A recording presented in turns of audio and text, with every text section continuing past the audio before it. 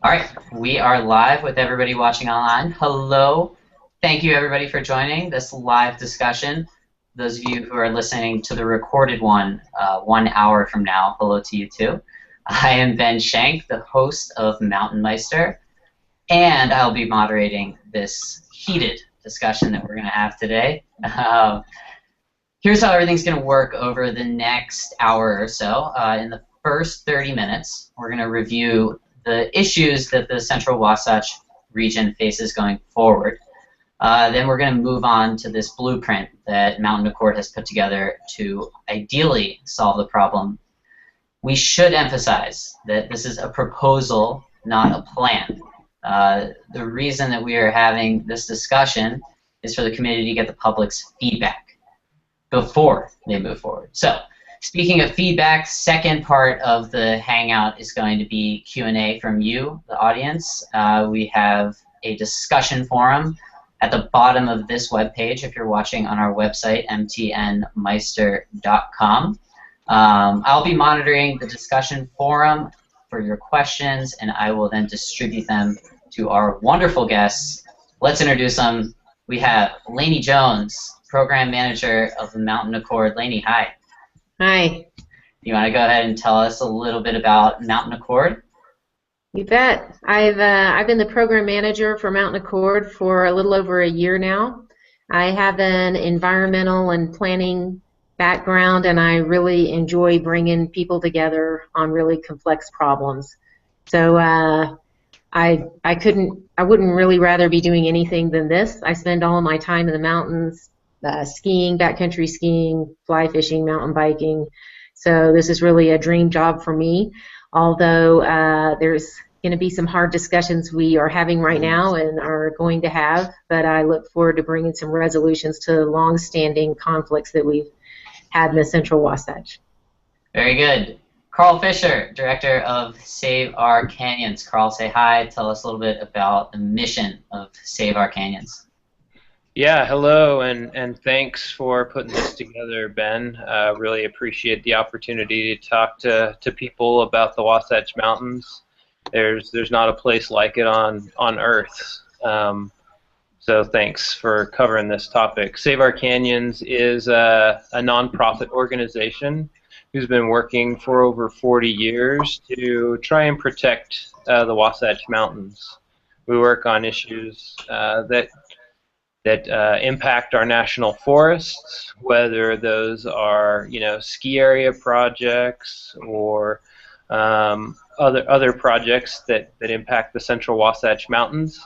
Been trying to protect the forest land for quite some time. We work on municipal planning projects as well at the state or at the county or at the most local levels of government, because there's a patchwork of property ownership in the Central Wasatch Mountains, which has ultimately led to a lot of piecemeal decisions being made in our municipal watershed.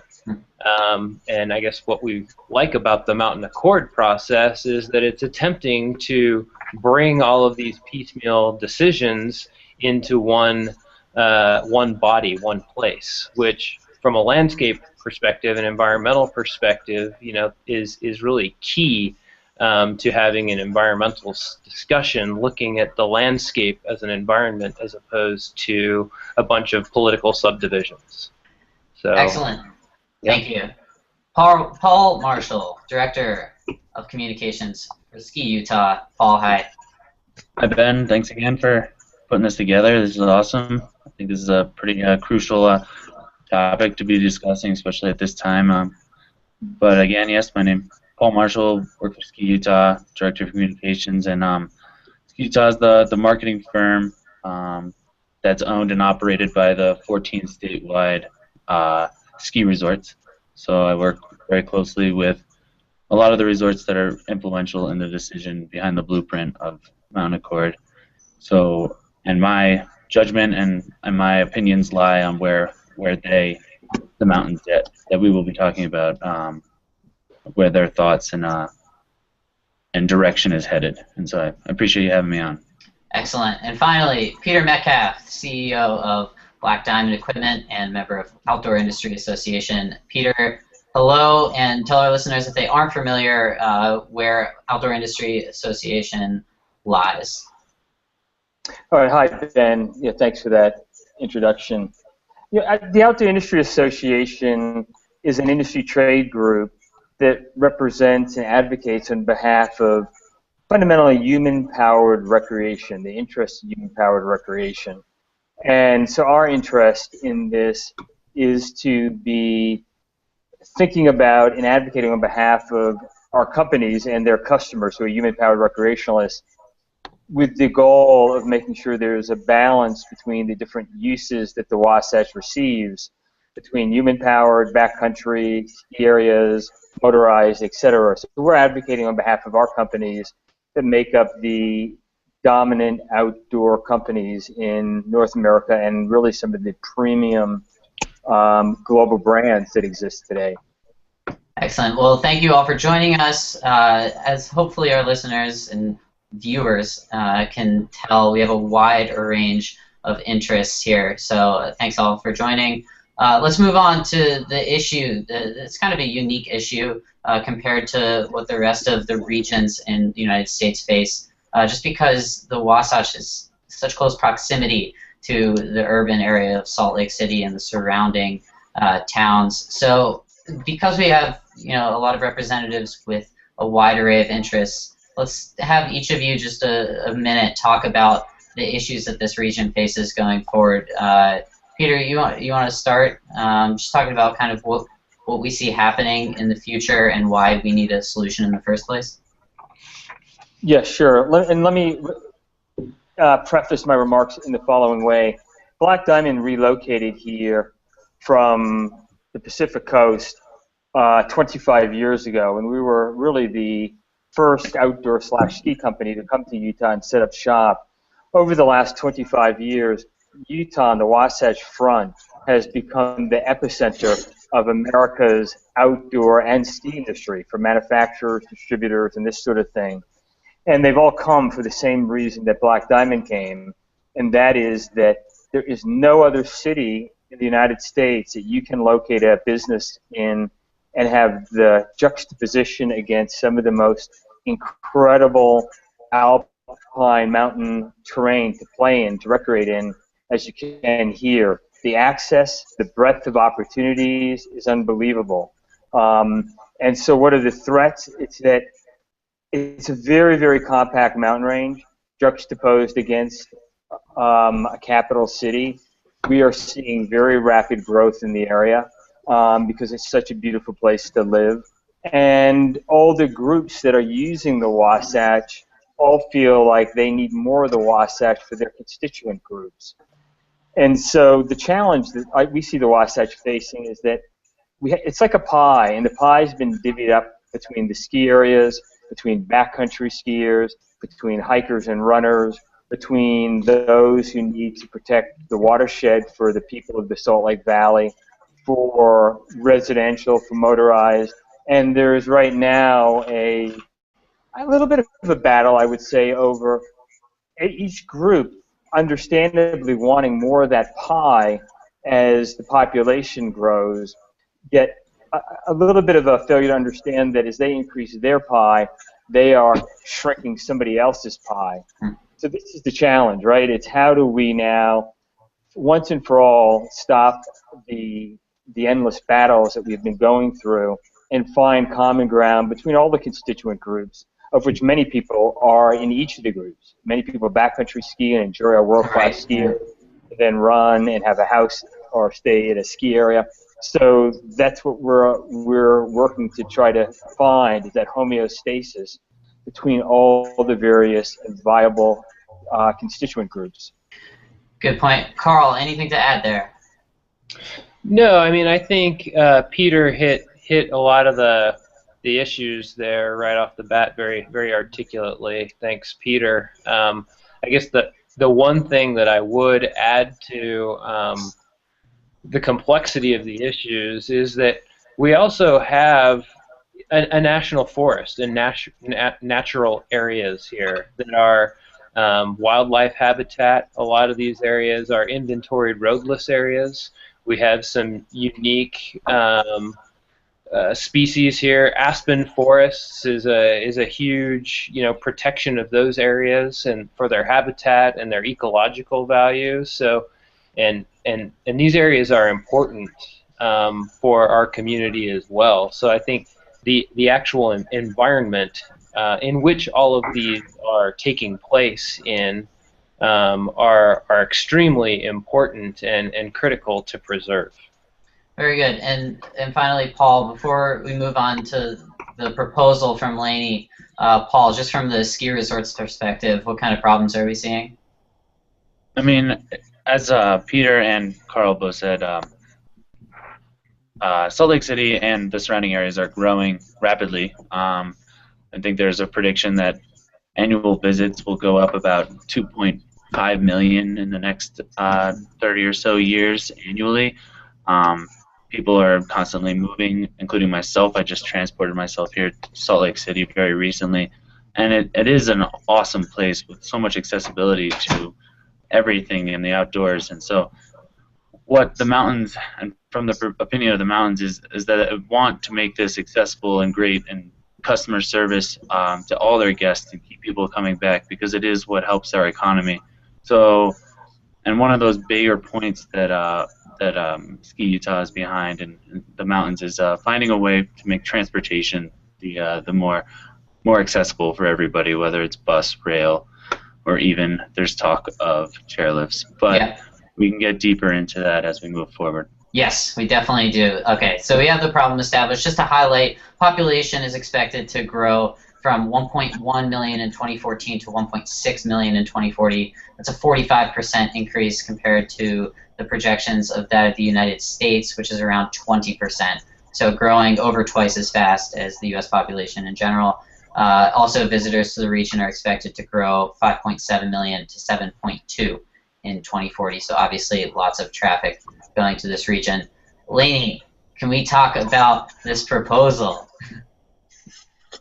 Absolutely. So we went out to the public, understanding that we really need to have a comprehensive approach to looking at the mountains. We don't want to look at solutions piecemeal. We want to address our environmental and watershed needs, recreation needs, and sustainable economy needs together, and understand how all those decisions impact and are interrelated. We sought to have a blueprint that would address all the needs into the future. So there's 4 main components to this blueprint. And let me just preface this this description by saying some people feel like the blueprint is too vague and isn't specific enough, and other people feel like the blueprint's moving too far and we're drawing conclusions too quickly. So we're getting both sides of the story here, and I think that's good. That's great public feedback. So there's really 4 main components that we're seeking public feedback on, and 4 components that really build this blueprint. The first and foundational to everything is that we want to preserve the mountains and preserve the watershed, and generally speaking, we don't want to see development in the mountains. So we've gotten everybody to agree with that. All the participants to date have said this is core to sustaining the future of what we love about the mountains. Secondly, we do want to see development focused in the urban areas and in our economic centers that we've planned for. So that's in the Salt Lake area, in the Park City area, and minor development at the base of the ski resorts. So there's already paved areas there, there's already facilities there. These are great areas that can accommodate more people in the future and that can accommodate the growth that is coming. When you think about the national park model, they accommodate millions and millions of people, and most of the people that come to a national park stay within a very small area. And it's very well managed. They manage a lot of people with a really low impact. And if you want to get out in the national parks and go to really remote areas and not see other people, you still have that ability to do so. So it's managed in a way where you have high use nodes, medium use nodes, and low use nodes. And that's kind of the model of the blueprint. So third component here is that we, in terms of moving people around, we want to see fewer cars in the canyons and move more people on transit. So there's been a lot of controversy and discussion over how to do that and where transit happens, but basically the blueprint is just asking, do we all agree that we want to get more people on transit and see fewer cars in the future? And then another fourth component is that we think that we can accommodate and manage the use better with an integrated trail network. For example, in some canyons, you have to get in your car and drive to the top of the canyon to access a trail. So can we build out our trail network at the base of the canyons so that maybe you can access a trail in the mountains right from your house without ever getting into your car? Those are basically the four components that comprise the blueprint. And there's a lot more details to be talked about. There's land trades and a lot more specifics that there's a lot of public dialogue on, and we'll get into those details as the program progresses. Yeah, let's get into more detail on the transportation topic, because yes, everybody agrees that you want to reduce the amount of automobile traffic, but the way to reduce that is kind of controversial at this point. There's talks of the mountain light rail system, also the bus rapid transit. So let's go to Carl. Carl, obviously you nor anybody else wants to see development on the mountain, but a lot of people are talking about going under the mountain, tunnel systems, or with these rail systems through the canyons. What's your perspective on this development, and how should people be transported to these populous areas? Yeah, thanks. I mean, our organization would really prefer not to see anything happen in a perfect world to the way that these canyons are to the transportation system. Yes, there are days where traffic is just backing up all the way onto the interstates and clogging the interstate traffic on certain days in the year, and but I think from a recreation perspective, how people access these lands, I mean, their vehicles are their lockers. It's you go for a mountain bike ride, and you pack some sandwiches and your fly rod, and once you're done with your mountain bike ride, you go fly fishing, or you go for a bike ride and then go rock climbing, or you go backcountry skiing, and then or you go to the ski resort for a half a day, and then you go for a ski tour for the other half of the day. It's amazing the things that you can do in one day here. But I think there are some huge transportation issues, and transportation dictates land use, and that's a lot of our concern. So what we do as far as how people get up the mountains dictates the level of development at some of the ski areas. And I think at the end of the day, what our organization has decided is that if we can control the land use side of things and assuage some of our concerns from the development standpoint, maybe there's some room to look at these different ways for transportation in the Central Wasatch. You mentioned the car being the locker. Is the public going to be receptive to a public transit system? How do people use the public transit that's already there? Well, we have seasonal, and hopefully no one from UTA is watching, but kind of half-assed transportation in the mountains at the moment. And it really serves the ski resorts. There's not a lot of backcountry focused transit in the alpine environments. And I think what a lot of folks look at is that if I'm forced to jump on a transportation system, mass transit system, right now from my house, I live in kind of South Salt Lake area, it takes me 45 minutes on a normal day to get to Alta. If I'm looking at taking mass transit, it could take me 2 hours to get to Alta. And right there, I mean, that impacts my ability to go for a dawn patrol before my 9 o'clock meeting, potentially. And I think that is some of the concern. But I think that said, a number of people are willing to make that compromise and that lifestyle adjustment if it means protection of the resource. Mm-hmm. Yeah, something has to be sacrificed here.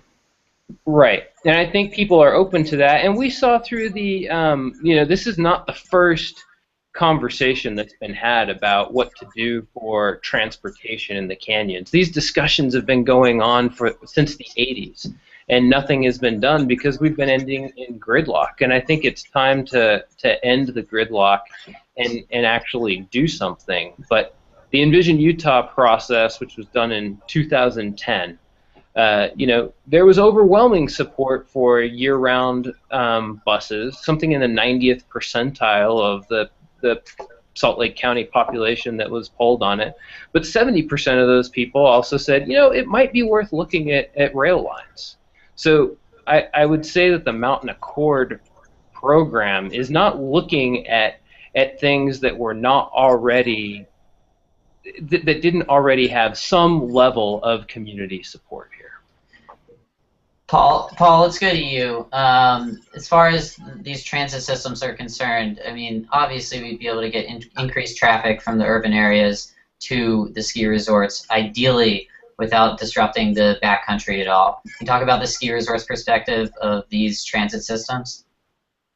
Yeah, definitely. I mean, I think Carl has it right. I mean, you do have to sacrifice either time commitment or you're using your car and using emissions to get up to the Little and Big Cottonwoods, and they do take time. And I know a lot of people that have avoided the bus system altogether because of the timing that it does take. And I think this is a discussion that needs to be done. And if we go down that route with the mountains, to try to make it a more regular basis, to really try to push to make the cars not accessible up the canyons, so that we can just use the public transportation and have it on a more regular basis and help push that side of transportation. And I mean, that's just one concept. And Carl mentioned the rail system that's been around for a while, and that idea is another concept. And they all are necessary things to helping improve guest services for the mountains. I mean, not only are we looking at locals trying to get a dawn patrol at Alta before a 9 o'clock meeting, we're also looking at 80% of our tourism industry also trying to get up there and staying at the lodges and spending money and keeping our tax dollars down and trying to find a compromise on the side of the tourism aspect, because they are a crucial side of our economy. I mean, the Wasatch Mountain Range, as we all know, is an integral part of everything that we do here in Utah, and all we want to do is conserve it and keep it sustain it for as long as we possibly can. I mean, for eternity, if I had my way. But it's something on the side of transportation needs to be, either we need to commit to something and move forward with it and see if the plan works, rather than just playing back and forth. And I think we're all moving in the right path. The mountains, Save Our Canyons, everybody around is kind of on board with this concept, and I think we have some potential for some great things happening in the future. Peter, let's go to you.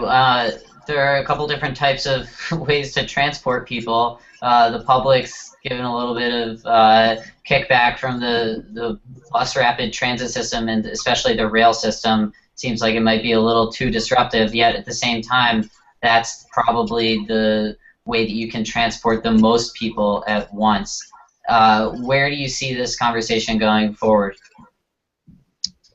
Yeah, well, let me just elaborate on your point, and that is, there is this sort of schizophrenic attitude here in Utah between not wanting any growth and yet having all these industries, including my industry and the ski industry and the tourism industry, which is one of the most important economic sectors, wanting to continue to have a very vibrant industry. And we have people relocating here, and the schizophrenia comes into people thinking, well, geez, if we add these mass transit systems, train, things like this, it's only going to encourage more people to come up into the mountains and use them. And the real issue is that when you look at what's being built on the Park City side, people who are moving here, they're coming regardless. And either we can put our head in the sand and say they're not going to come and we don't want to do anything to help them come when we already are doing all these things to get people to come ski at our ski areas, climb in our mountains, hike and recreate and move businesses here. We need to deal with it. And I think that people are concerned that it will exacerbate the growth. I think it will just help us deal with the growth that we're going to have anyway because it's coming. This is a preferred place to live. And that we need to deal with it in a way that makes public transportation at least equal to, if not the preferred alternative to being in your car. And a case in point that I'd give is that last week we did have, amazingly here in Utah, despite the fact we're in a drought, we had a powder dump, and I did play hooky and went up to Alta at 9 in the morning and had a phenomenal day. But I'll tell you, even on a weekday when everybody should be at work, it was bumper to bumper, right getting off of 215 at 6200 South. And my point here is that if you had a bus system that wasn't in the gridlock, but it was in a rapid bus lane, or a train that could not deal with the roads, suddenly you have a very preferred alternative. Do you want to be in the traffic jam for 2 hours, or do you want to get on the bus that just shoots by everybody and gets you to your destination very quickly, or a train that would do that? Plus, it's clean, it doesn't pollute. It's those sorts of things. So I do understand that when you think about the current mass transit systems, you're not very enthusiastic about mass transit, but you have to think out of the box and see mass transit systems that are working in other environments that people do embrace because they work very well, and you can see areas where that happens. And then the other aspect of this is you have to think about it from the perspective of, are people going to come regardless, or is this transportation system the catalyst for them coming?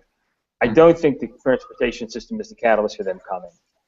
Yeah, good point there. People are motivated by incentives, or in this case, maybe demotivated by a disincentive of the traffic. And one thing I want to add just quickly, Yeah. sorry, I finished up on this, is that, Yeah. you know, in the 1970s, I lived in Boulder, Colorado, and I was a skier, and I thought about the horrific traffic jams every Friday trying to get up to the skiers of Colorado. I was back for the first time on a Friday evening last winter to go up to the ski areas in Colorado from the Golden Boulder area. And I didn't think it could get any worse in the 70s. It has gotten worse. Huh. And if we do not grab the bull by the horns here, and I look at all the building going on in Salt Lake, in Park City, Summit County, in this area, we're going to have a micro version of the gridlock of the Colorado Front Range. And that's what we want to get ahead of as a community of people. Lainey, from a logistical perspective, or at least what the Mountain Accord is going to look at going forward as far as the environment is concerned, a lot of people are worried about disruption of watersheds. What does the committee look at, and how do we ensure that there is no disruption of the watersheds? Well, I guess, you know, the way that you would traditionally go about solving problems or planning for that in an area like this, you might look at a transportation solution independently from some watershed protections and big land use decisions. So what's really innovative and unprecedented and unconventional about the Mountain Accord is that we said, if we're going to, if we really want to protect the watershed, then we need to put some large landscape level protections in place. And those could include federal designations like a national recreation area or a national monument, wilderness, etc.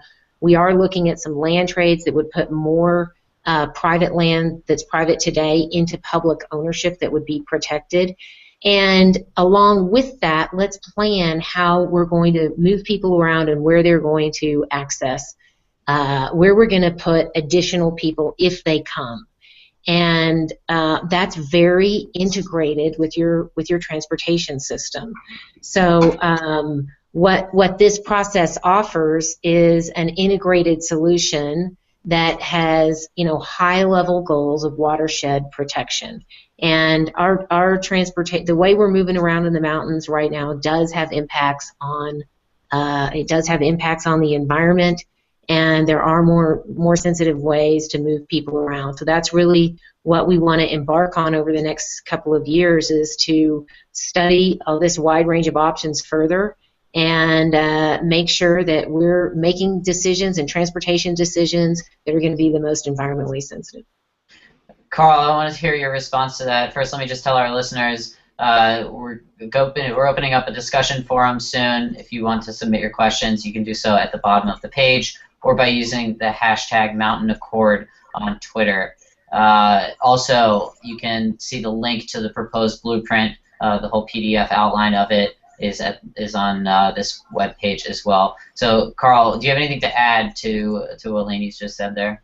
Well, I think one thing I wanted to add to the conversation is that,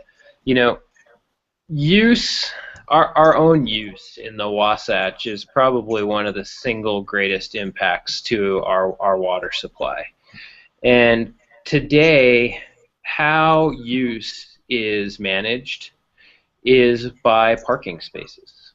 That is the limiting factor on how many people can be up there at one time.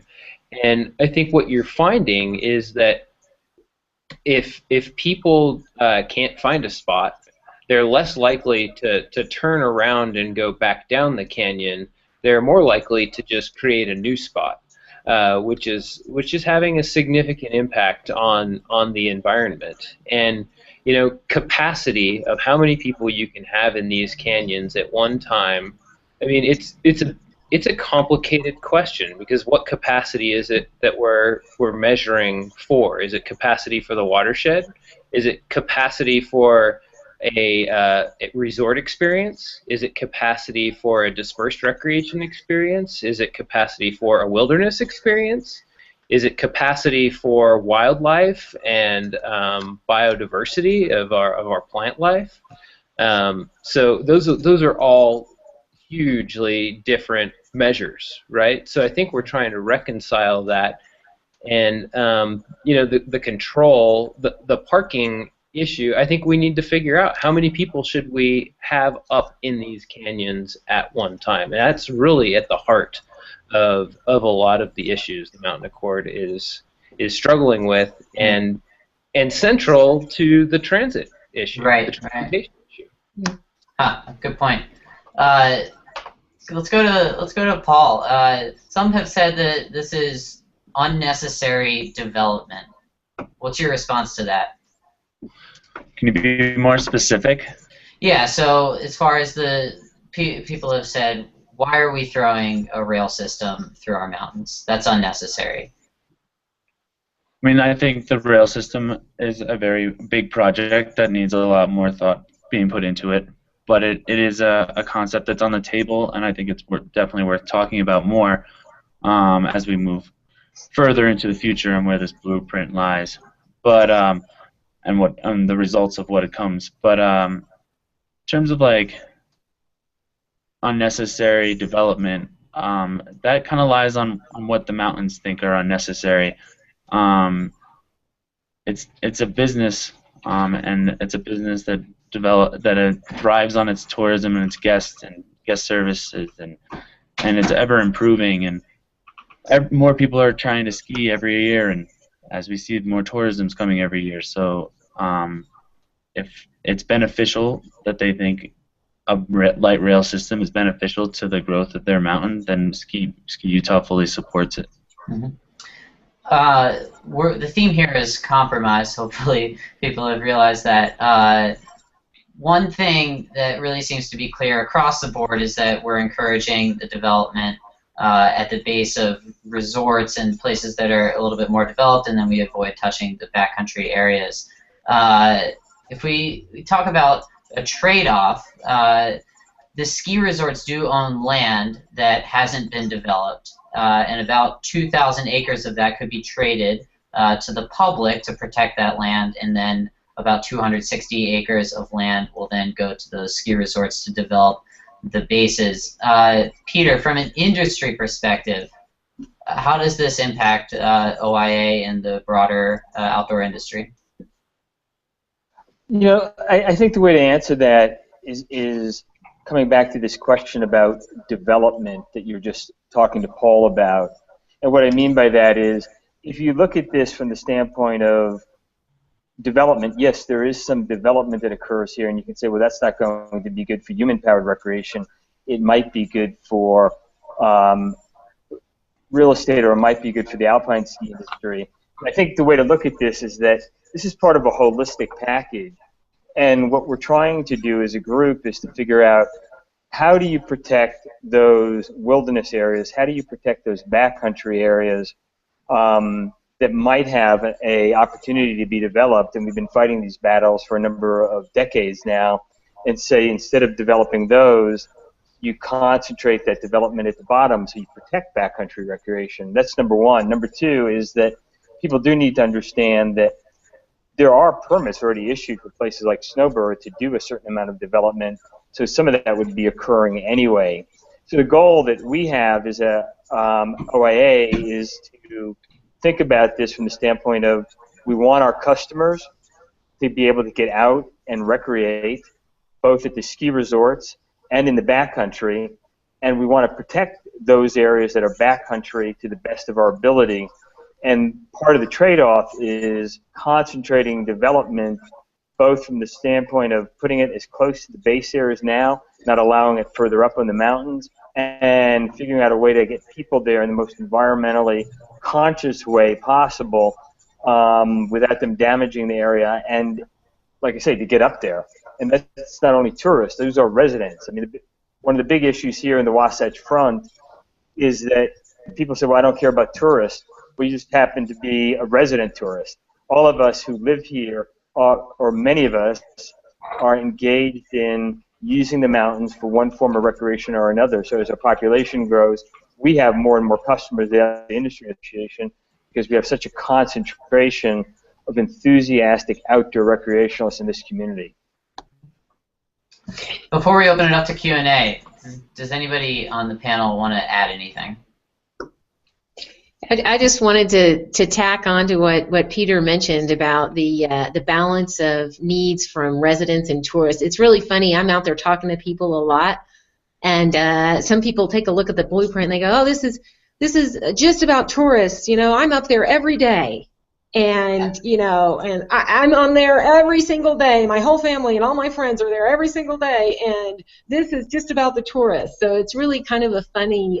You have to kind of think about it, but we all use the mountains a lot, and in some areas of the mountains there's more use by locals than there is by tourists, especially in the summer.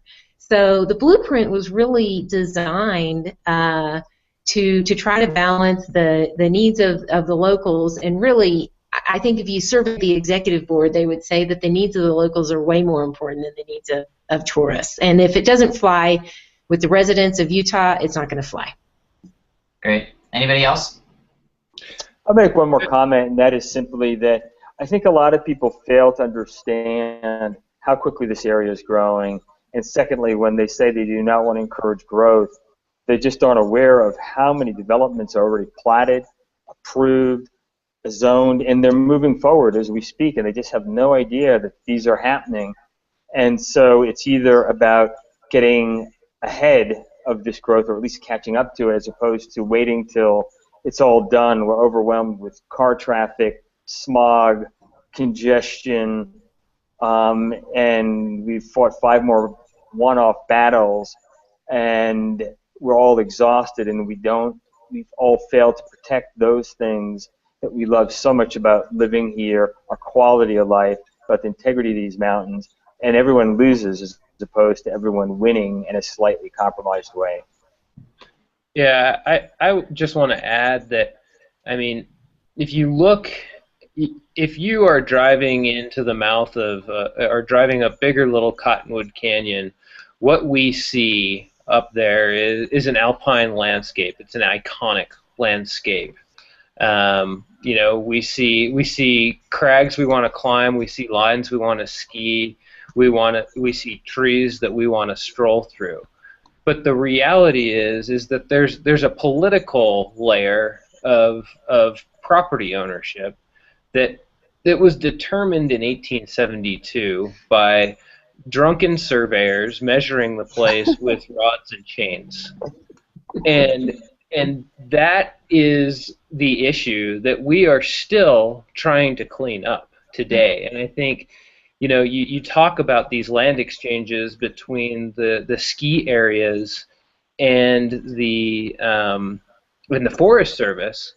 We have a real opportunity to contain what many have called mountain sprawl from overtaking the tops of our mountain watersheds. And I think that is central to this discussion. All right, let's open it up to Q&A. Jen asks, are we asking the right question / framing the conversation in the right way?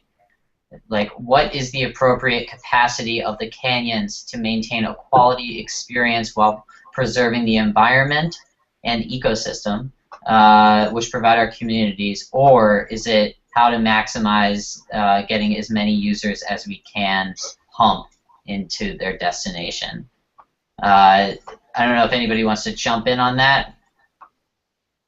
Well, I'll jump in on that. Okay. So the first way is the right way we should be framing it. And if it's not being framed that way right now, then we're not framing it the right way. But you put something out there for the public to take a look at, and they glom on to certain pieces of it. And next thing you know, the conversation is about transportation for transportation's sake. But the only reason that we would make any improvements in the canyons is to preserve our watershed, our environment, and our recreation experience. And that's really what is driving the Mountain Accord process. That's what drives what people really care about. And that should be driving whatever decisions we make moving forward. Great. We'll go to a question from Park Rag. Much of the public has focused on the transportation components of Mountain Accord, like you just said, Lainey, yet leaders say we should focus on the environmental impacts. With that in mind, what direct environmental benefits does Park City and Summit County receive from Mountain Accord? I guess I can chime in a little bit, and when you I guess, was the question environmental impacts or environmental benefits? Benefits. Okay. I mean, I would say that the public lands, the forested lands, the inventoried roadless areas that lie just on the other side of the ridge are integral to the wildlife that come through Summit County. I would say those public lands also provide folks in Summit County, I mean, all over the region, dispersed recreational opportunities. Summit County's water comes from areas in the Cottonwood Canyons, and I don't think they would want to see the source of their drinking water developed. It's probably better to see it preserved. I think those are a couple of the opportunities. Oh, I think in addition to the protection layers and the federal designations that potentially happen on those areas, on the land, Mountain Accord has also identified acquisition of private lands to protect open spaces as central to the success of the Mountain Accord as well. So I think acquisition of open space within Summit County as well could potentially, and protecting corridors that are currently privately owned, would be huge. Yep. Also, yeah. jump in there as a resident of Park City is that the idea here was to craft within Mountain Accord, to use a euphemism, a grand bargain. And one of the big battles that was a catalyst for Mountain Accord was the ski link battle. And a large number of us, perhaps the majority of the people who went to the public hearings, were very much against ski link, which was our congressional delegation attempting to pass a bill in Congress to sell off our federal land, including proposed wilderness areas that we love to backcountry ski, run, hike, etc., to sell off so that the canyon ski area could do a, 5, 6, 7 mile long swath for a telefreak out of Park City down to Solitude, which would have triggered a arms race of lifts all over crisscrossing the Wasatch, so they didn't have an advantage. So part of Mountain Accord would be to come up with a singular solution to some way to potentially connect Park City with the other canyons.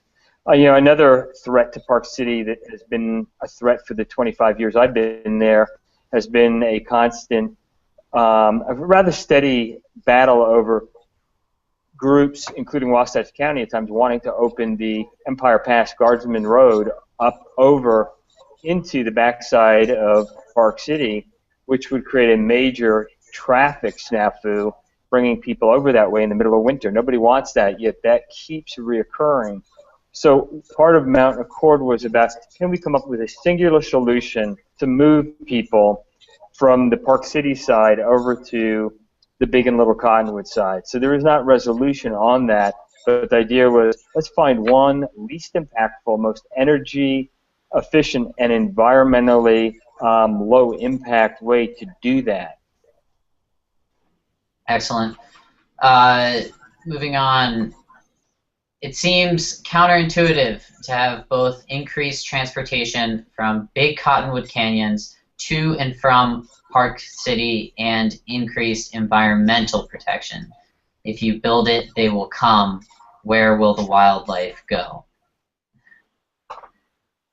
Any thoughts on that?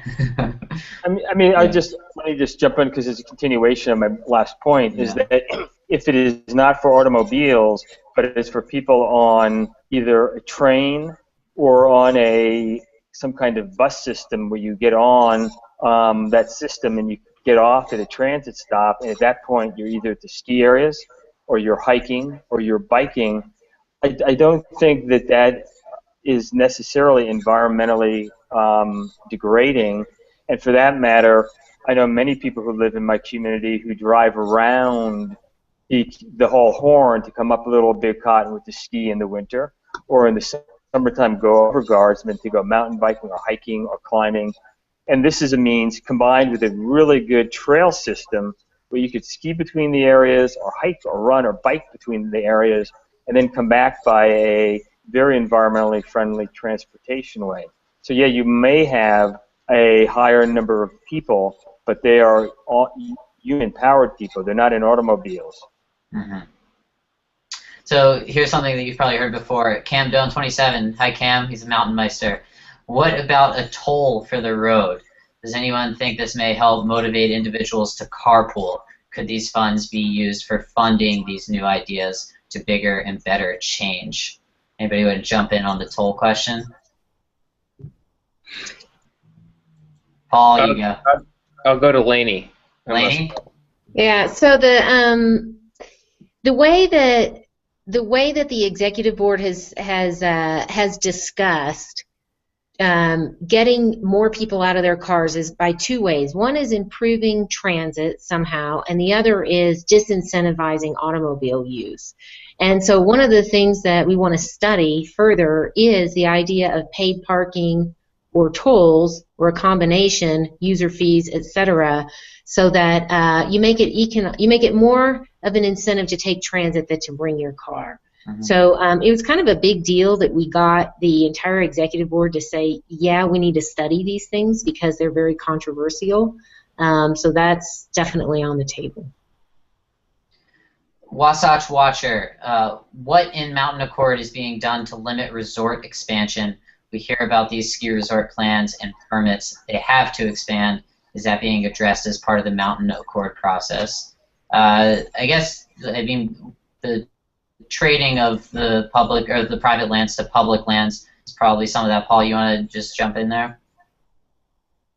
I mean, the way the mountain accord has been set up, the blueprint's been set up, and Laney can attest to this as well, is that we would trade, or the mountains would trade some of their private land to the Forest Service trade, and then in return receive some land and opportunities and watershed capability to grow at their base, which already has infrastructure built. I don't think, from the map being shown, only Snowbird, I believe, can really extend their skiability mountain. Everything else is built for infrastructure at base. So, I mean, I think that what it comes down to is it's just deciding if land trades happen, if and when that does happen, how much infrastructure can be built, and that's regulated in the blueprint. Great. So I would also just add to that it's the land exchanges are a critical piece for sure, and some of those areas absolutely need to be transferred into the public domain. But the other important piece of this is the federal designation.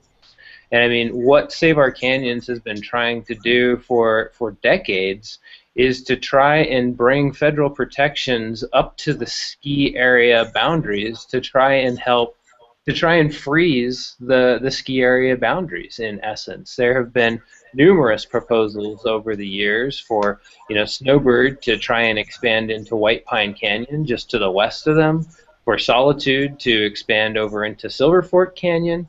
Peter mentioned the Ski Link proposal that would have gone through the Willow Fork and Bear Trap areas of Big Cottonwood Canyon. There have been concepts to go over through Twin Lakes Pass between Brighton and Solitude, as well as the areas between Brighton and Park City Mountain Resort. So a lot of those areas, we're simply seeking to take those areas off the table so that the resorts don't even really have the opportunity to apply to expand into those areas through a Forest Service permitting process, because there's federal mandated protections of our water supply and our national forests in place. With the way the trade looks right now for private land, public land, would it be possible to do an interconnect? I can answer this one. With the way that the land trades are happening right now, it would be very unlikely for the opportunity of an interconnect. With that being said, the Ski Link concept, or as what Ski Utah launched last March as the One Wasatch proposal, does use some of this already privately owned land by certain mountains that are also part of the blueprint. But with, as Carl just mentioned, that with the land trades, that would limit the option of connecting the mountains via chairlift and having the One Wasatch proposal work. Gotcha. And I think, part of this is that there has to be an acknowledgement that these areas are privately owned, and the concern is that you get a Park City type development pattern taking place in the Central Wasatch. That's one of the threats that we're concerned about. It's not just the lift linkages. That's a piece of it. But in addition to that, it's the roads that service the lifts and the development that fills in around lifts. That's been the pattern at the Canyons Resort for about a decade now, where they build a lift and they fill it in with houses. They build another lift, they fill it in with houses. We're trying to remove all that with some of these protections and these land exchanges and allow development, but in determined areas tightly confined within the existing disturbed areas of the resort's bases to benefit the greater experience and environment of the Central Wasatch. For our listeners, another 5 minutes to submit your questions, and then we'll be wrapping things up. Another question, and I'm not too familiar with this, so you're going to have to comment. Somebody's going to have to comment on it. We heard on a local radio station, KPCW, that a citizen raised questions about conflicts of interest with regard to the members of the Mountain Accord's Executive Committee. Will Mountain Accord commit to publishing on its website all conflicts of interest forms each person on the Executive Committee before the process continues? Lainey? Yeah, I can address that. The executive board is made up of about 20 entities. A lot of them are elected officials. We do have some private entities also on the board, Carl and Peter and Nathan Rafferty with Ski Utah.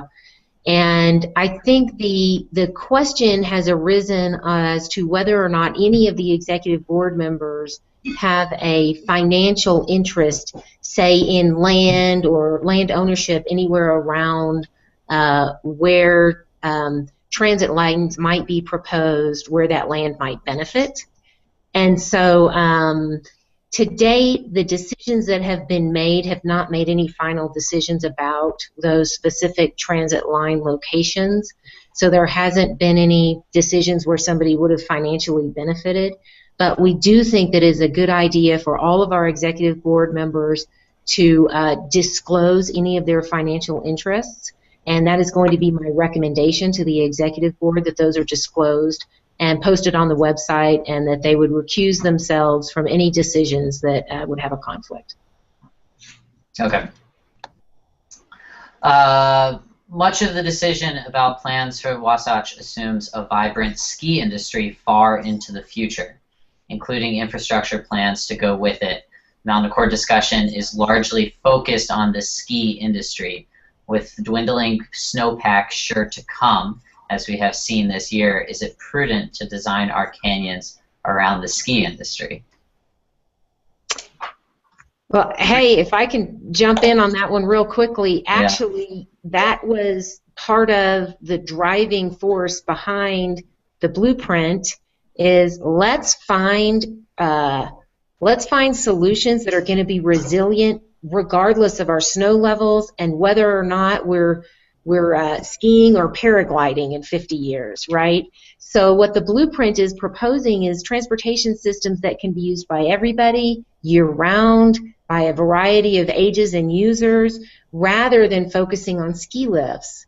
So it actually did take that into account and was widely accepted by the executive board as a good way to plan for the future and offer the versatility that we're going to need in the face of climate change, and of course in the face of all the changing recreational needs that may come in the future.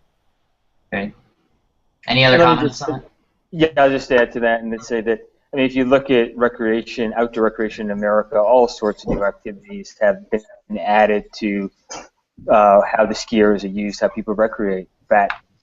Mountain biking, trail running is getting ever more popular, hiking is, trail running, etc. So I don't think anybody should question that our canyons in the summer and winter are going to see ever-increasing numbers of users, simply because we have more and more people coming here, and outdoor recreating is growing. It's one of the mega trends in this country and around the world. So whether the snow is as vibrant and deep 50 years from now is less of an issue than the fact that I think people will be out there recreating.